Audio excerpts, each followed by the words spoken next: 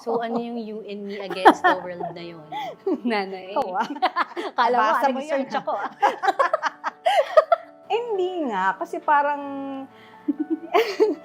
it was hard kasi parang he's younger than me.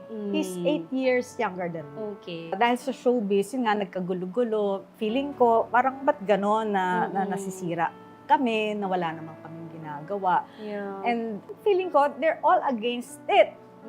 Why? Yeah. Diba? Siya naman, nakikitaan ko, mas kilala ko siya syempre.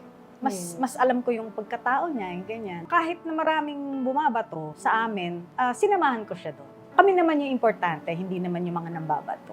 Napakaganda nun, di ba? Totoo, kasi pag in love ka rin naman, parang kayong dalawa lang naman yung pinaka-importante, di ba? Hindi na magmamatter kung ano sinasabi ng ibang tao. Siguro kaya din, nanay, sobrang tagal na ng relationship ninyo.